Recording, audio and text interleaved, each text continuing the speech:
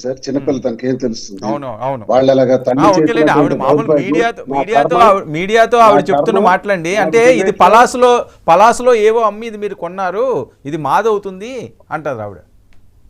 ఆ పలాస డాక్యుమెంట్స్ ఒక్కసారి ఎవరి పేరున ఉన్నాయో చూడమనండి సార్. పలాస డాక్యుమెంట్స్ కి దువ్వాడవాణికి సంబంధం ఏంటో చెప్పమనండి సార్. ఆస్తి ఎవరి పేరున ఉంటుంది? వాళ్ళ పేరున ఉంటే కదా వాళ్ళ ఆస్తి అవుతుంది. అవును, వాళ్ళకి సంబంధించిన ఆస్తి అయితే వాళ్ళ పేరున ఉండాలి కదా. ఎవరి పేరున ఉందో కూడా తెచ్చి చూపించమనండి సార్ డాక్యుమెంట్స్. అచ్చెన్నాయుడు గారికి కూడా ఇందులో సంబంధం లేదు, రాజకీయం చేస్తున్నారని.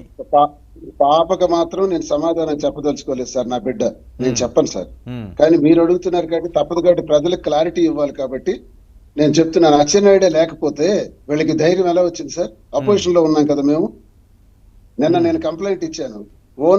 ఓన్ అసెట్ లోకి ట్రెస్ పాస్ చేసి డోర్లు ఎరగొట్టి గేట్లు ఎరగొట్టి వచ్చారు, పంపించండి అంటే పోలీసులకు అచ్చెన్నాయుడు ఫోన్ చేసి మీరెవరు ఆ జోలికి వెళ్ళకండి, నువ్వు అక్కడే కూర్చొని తనకు చెప్పి దువ్వాడ శ్రీ ఇంటి దగ్గర నుంచి కదలొద్దని అచ్చెన్నాయుడు చెప్పడం వల్ల తను కూర్చుంది. సపోర్ట్ లేకుండా కూర్చుందా? వైసీపీకి ఎవరు సపోర్ట్ చేస్తాడు సార్? తన వైసీపీ అయితే మొన్న ఎన్నికల్లో తెలుగుదేశం పార్టీకి సపోర్ట్ చేయలేదని చెప్పమనండి. గుండె మీద చేసుకుని నేను పోటీ చేస్తున్నప్పుడు అచ్చెన్నాయుడికి సపోర్ట్ చేశారా లేదు చెప్పమనండి. దేవుడి మీద ప్రమాణం చేసి చెప్పమనండి. ఇదే కెమెరా ఊర్లోకి వెళ్ళి అడగండి సార్. వీళ్ళు సైకిల్ కోటయ్యమని రాఘవరావు వాణి చెప్పారో లేదో. మరి ఇప్పుడు అచ్చెన్నాయుడు ప్రతిఫలంగా సపోర్ట్ చేయడా? పాపకేం తెలుస్తుంది? పాపకి ఇంత నాలెడ్జ్ లేదు. చిన్నపిల్ల తనకి నాకు అడగట్టించడం బాగోదు సార్, వద్దు సార్. ఓకే శ్రీనివాస్ గారు, మీకు ప్రాణహాని ఉందనా? ఏదో ఫెస్ట్లకు కూడా మీరు పర్మిషన్ అడిగారంటే గన్ లైసెన్స్ ప్రాణహాని ఉందని ఒక నెల రోజుల క్రితం, నేను 2 నెలల క్రితం కంప్లైంట్ ఇచ్చాను సార్. నాకు వచ్చిన ఫోన్ కాల్స్ చంపేస్తామని, నరికేస్తామని, కారుతో తగలబెట్టేస్తామని అంటే నేను కంప్లైంట్ ఇచ్చాను. వెపన్ కూడా అప్లై చేశాను.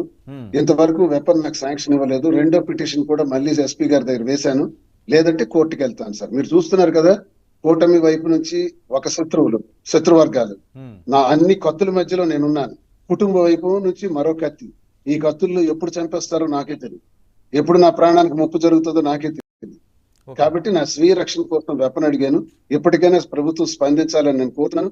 అచ్చెన్నాయుడు ఏంటంటే కుటుంబంతో రెచ్చగొట్టి, ఈ కుటుంబంతో ఇవన్నీ చేస్తే ప్రభుత్వం మీద పడదు, ఇంకో కేసు పెట్టి అరెస్ట్ చేస్తే మేమేదో చేసినట్టు వస్తుందని కుటుంబాన్ని ఆసరాగా తీసుకొని బాగా రెచ్చగొట్టాడు. వాళ్ళ మాటలు నమ్మి వాళ్ళకి ఓట్లేసి అచ్చెన్నాయుడు గెలుపుకు సహకరించినటువంటి దువ్వాడవాణి ఈ డ్రామా అంతా చేస్తుంది సార్. అచ్చెన్నాయుడు హెల్ప్ తోనే చేస్తుంది. అందుకే పోలీస్ చర్యలు లేవు. పోలీస్ తాలూకా చర్యలు అలా కూర్చున్నారు, సినిమా చూస్తున్నారు.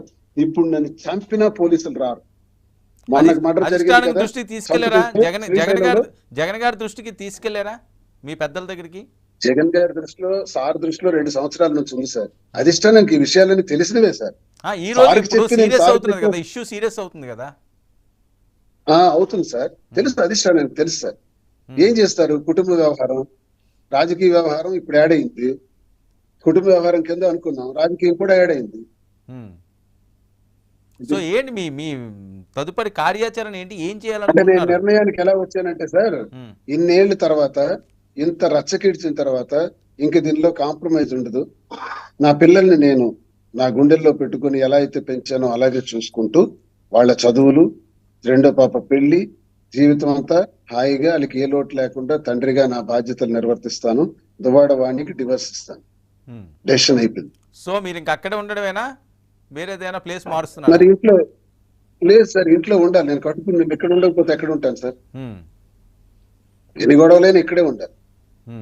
మరి మీ భద్రత సంగతి, ఇప్పుడు మీరు ఎమ్మెల్సీ కదండి, ఓడిపోవడం ఇదన్నీ తర్వాత భద్రత కూడా తగ్గించారు సార్. 2+2 గన్మెన్ ఉండేది 1+1 చేశారు.